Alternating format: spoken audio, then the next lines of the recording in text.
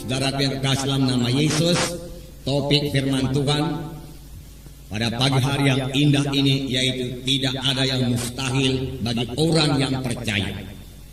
Memang ada firman Tuhan mengatakan tidak ada yang mustahil bagi Tuhan. Tetapi nanti kita membaca dalam buku Markus pasal 9 ayat 23 yang mengatakan tidak ada yang mustahil bagi orang yang percaya. Biarlah semua kita nanti saudaraku setelah selesai firman Tuhan ini berani juga berkata tidak ada yang mustahil bagi saya yang percaya.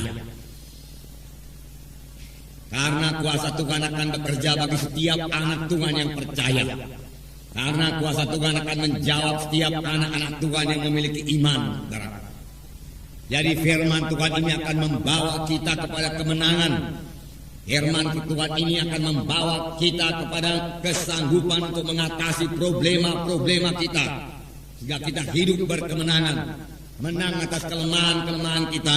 Menang atas penyakit-penyakit kita. Menang atas kemiskinan kita. Menang atas kegagalan-kegagalan kita. Sebab semua itu bukan daripada Tuhan. Kegagalan bukan daripada Tuhan. Kemiskinan bukan daripada Tuhan. Kekurangan bukan daripada Tuhan. Janganlah disalahkan Tuhan karena kekurangan kita. Tetapi lebih baik kita kenal siapa Tuhan Yesus itu dan apa maksudnya dalam hidup kita. Dan biarlah kita mulai beriman kepada apa yang dijadikan Tuhan kepada kita. Dari firman Tuhan kita akan mengenal bahwasanya Tuhan tidak menghendaki kita gagal. Tuhan tidak menghendaki kita miskin, saudaraku. Tuhan tidak menghendaki kita kalah. Dari mulanya Tuhan memilih satu umat bagi dirinya sendiri. Dan umat yang dipilih Tuhan itu saudaraku sangat diberkati Tuhan. Dan saudaraku sepanjang umat yang dipilih Tuhan itu bersandar kepada Tuhan, dia tidak bisa dikalahkan oleh bangsa-bangsa lain. Karena Tuhan beserta dengan mereka dan Tuhan sendiri yang memberikan kemenangan kepada mereka itu saudaraku. Saudara yang kasih dalam nama Yesus, puji Tuhan saudaraku. Dan kemenangan juga berlaku bagi kita buat pagi hari yang indah ini saudaraku. Jadi kita bisa bebas daripada kekalahan kita. Kita bisa hidup dalam kemenangan. Kalaupun sekarang ini saudara belum memilikinya. Miliki dulu tekad, memiliki dulu iman, miliki dulu visi seperti ini. Dari firman Tuhan yang saudara dengar ini, saudara akan memiliki visi. Oh, rupanya saya bisa menang. Saya tidak perlu kalah. Saya tidak perlu gagal lagi. Oh, rupanya penyakit tidak perlu menguasai saya lagi. Saya sudah kenal hak saya. Saya sudah kenal apa yang disediakan Tuhan bagi saya. Oleh sebab itu mulai sekarang hidup saya berkemenangan. Penyakit tidak menguasai saya. Karena kesembuhan sudah disediakan Tuhan bagi saya. Haleluya Tuhan katakan. Dengan berkata demikian iman saudara mulai tumbuh. Dan kalau tiap-tiap hari saudara terus beriman demikian saudaraku, maka sama sebagaimana iman saudara akan jadi kepada saudara. Jadi miliki iman lebih dahulu. Sebab firman Tuhan berkata tanpa iman mustahil. Dari mana datangnya iman? Iman datang daripada firman Tuhan. Iman datang daripada mendengarkan firman Tuhan. Mendengarkan firman Tuhan yang benar, saudaraku. Mendengarkan firman Tuhan yang memberikan pengertian yang benar kepada Tuhan, kepada saudara dari hamba Tuhan yang benar, saudara. Itu sebabnya kita perlu sekali mendengarkan, saudaraku, hamba-hamba Tuhan yang benar yang diurapi Tuhan. Sehingga dia dapat memberikan pengertian yang benar dari firman Tuhan kepada kita. Dan pengertian yang benar dari firman Tuhan kepada kita itu, kita memiliki iman. Kita memiliki iman. Sebab firman Tuhan berkata, tanpa iman mustahil. Semua orang yang menghampiri Allah, semua orang yang berharap sesuatu daripada Tuhan, semua orang saudaraku yang mau supaya doanya dijawab Tuhan, harus memiliki iman lebih dahulu, saudaraku. Dan firman Tuhan juga berkata, sama sebagaimana imanmu jadi padamu. Apa yang kita percaya itu jadi kepada kita.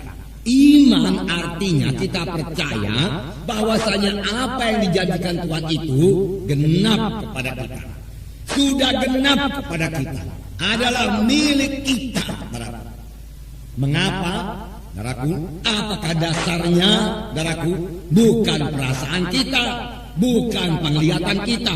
Dasarnya semata-mata hanyalah firman Tuhan, hanyalah janji Tuhan. Tuhan sudah menjanjikannya dan kita tahu janji itu bagi kita, saudaraku. Lalu kita berkata, terima kasih Tuhan. Janji itu bagi saya, Tuhan. Saya terima sekarang, Tuhan. Oleh sebab itu sekarang saya sudah sembuh, Tuhan. Oleh sebab itu sekarang saya sudah keberkatan, Tuhan. Karena firman-Mu sudah mengatakannya demikian. Walaupun yang dikatakan Tuhan itu belum kita lihat jadi dalam hidup kita, belum kita rasakan di dalam tubuh kita ini. Iman tidak bergantung kepada perasaan. Iman tidak bergantung kepada penglihatan. Iman juga tidak bergantung pada pengalaman. Iman bergantung semata-mata kepada janji Tuhan. Kelihatan atau belum kelihatan, sudah kita terima atau belum kita terima, saudaraku, kita harus tetap berpegang pada janji Tuhan itu. Maka dia akan memperoleh apa yang diimankannya. Dia akan memperoleh apa yang dikatakannya. Firman Tuhan berkata, saudaraku, saudara yang kasih dalam nama Yesus, jadi kita bisa menang, saudaraku. Jadi kita semua bisa berhasil, saudaraku. Jadi kita semua bisa berbuat perkara yang besar, saudaraku. Jadi nasib kita berubah dalam Tuhan ini, dan memang mesti berubah, saudaraku. Kita datang kepada Tuhan untuk menerima perubahan ajaib. Kita datang ke gereja ini bukan untuk sekedar menerima sedikit pengertian-pengertian baru daripada firman Tuhan. Bukan yang sekedar begitu saja. Kita datang untuk diubahkan. Kejadian lama lalu, kejadian baru timbul dalam kita. Jadi dalam kita, saudaraku, hidup baru dalam Tuhan yang lain daripada hidup yang lama, saudaraku. Hidup yang bergantung sepenuhnya kepada Tuhan. Hidup yang bergantung kepada firman Tuhan.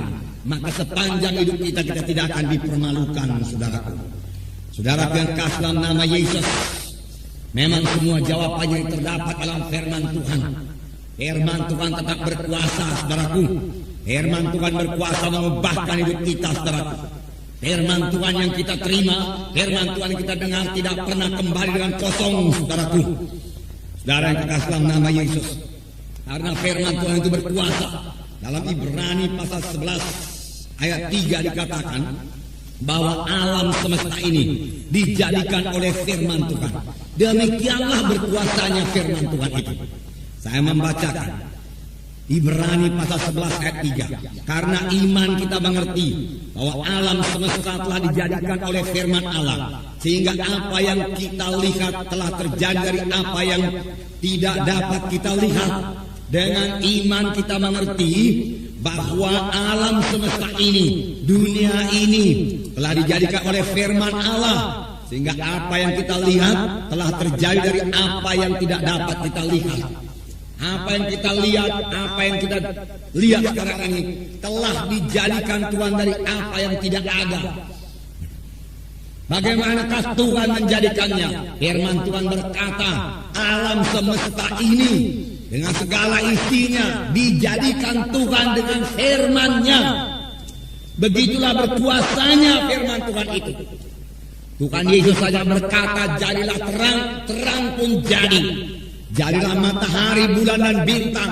Dia hanya mengucapkan firman Tuhan, lalu matahari, bulan dan bintang pun jadi. Saudaraku, jadi. Inilah kuasa firman Tuhan yang diucapkan oleh Tuhan.